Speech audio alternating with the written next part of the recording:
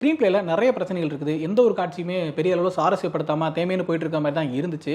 அத பத்தி கொஞ்சம் டீட்டெயிலா பின்னாடி பார்க்கலாம். அதுக்கு முன்னாடி மேக்கிங் பத்தி பேசும்போது, மேக்கிங்ல ஒரு சில வொர்க்ஸ் வந்து கொஞ்சம் இன்ட்ரஸ்டிங்கா இருக்கிற மாரி இருந்துச்சு. ஒவ்வொரு காட்சிக்குமே பயங்கரமா மெனக்கெட்டுருக்காங்க அப்படிங்கிறத நம்ம ஒரு ஃப்ரேம்லயுமே பார்க்க முடியுது. ஒரு சீன் எடுத்துக்கிட்டோம்னா அதோட புரொடக்ஷன் டிசைன்ல இருந்து, சினிமாட்டோகிராஃபில இருந்து, அந்த கேமரா மூவ்மெண்ட்ஸ்ல இருந்து, அந்த உள்ள இருக்கிற ஆர்டிஸ்ட் வந்து சின்ன சின்ன டயலாக் சொல்றதா இருக்கட்டும், இந்த சீன்ல எப்படி இம்ப்ரவைஸ் பண்ணலாம் அப்படிங்கிற மாரி நிறைய மெனக்கெட்டு பண்ணியிருக்கிறத நம்ம பார்க்குறோம். அதே போல டெக்னிக்கலாவுமே விஎஃப்எக்ஸ்ல வந்து ஒரு சீனை எவ்வளவு தூரம் இம்ப்ரவைஸ் பண்ண முடியும் அப்படிங்கிறத தொடர்ந்து ஏதாவது ஒரு சின்ன சின்ன இம்ப்ரவைசேஷன் நடந்துகிட்டே இருக்கிறத நம்ம வந்து படத்துல பார்த்தோம். ஆனா ஒவ்வொரு காட்சிக்கு இந்த மாதிரி நிறைய எஃபர்ட் போட்டிருக்காங்க அப்படிங்கிறதுனாலே அந்த காட்சி நமக்கு பிடிச்சணும்னு அவசியம் கிடையாது. அந்த காட்சி நமக்கு என்ன இம்பாக்ட் கொடுக்குது அப்படிங்கிறத பொறுத்து தான் நமக்கு பிடிக்க செய்யும். அந்த சீன் கொடுக்கக்கூடிய இம்பாக்ட் தான் முக்கியம். ஒரு சீனை பார்த்து நம்ம சிரிக்கிறோமா, எமோட் ஆகிறோமா, அழுறோமா, அல்லது அது ஒரு எங்கேஜிங்கான எக்ஸ்பீரியன்ஸ் கொடுக்குதா அப்படிங்கிறத பொறுத்து தான் அந்த சீன் நமக்கு பிடிக்கும். அப்படி பார்த்தோம்னா அந்த படம் முழுக்கவே அது பெரிய அளவில் நடக்கவே இல்லைன்னு தான் சொல்லணும். அதுலேயும் குறிப்பாக அந்த கோர் ஸ்டோரிக்கு சம்பந்தமே இல்லாத நிறைய காட்சிகள் படம் முழுக்கவே இருக்குது. அதுவும் ஃபர்ஸ்ட் ஹாஃப் எடுத்துக்கிட்டோம்னா ஃபர்ஸ்ட் ஹாஃப் ஆரம்பிக்கும் போதே வந்து ஒரு பெரிய இன்ட்ரோ ஃபைட்ல தான் ஆரம்பிக்குது. ஹீரோ இன்ட்ரோ ஃபைட், ஹெலிகாப்டர் இருந்து பறந்து வர்றாரு, வாளெல்லாம் வச்சு எல்லாத்தையும் வெட்டி சண்டை போடுறாரு. அதுக்கப்புறம் ஒரு இன்ட்ரோ சாங், அப்புறமா கதைக்குள்ள நுழைய போறாங்க அப்படின்னு சொல்லி ஆர்வமா பார்த்துக்கிட்டு இருந்தோம்னா அந்த இடத்துல ஒரு பாஸ் விட்டு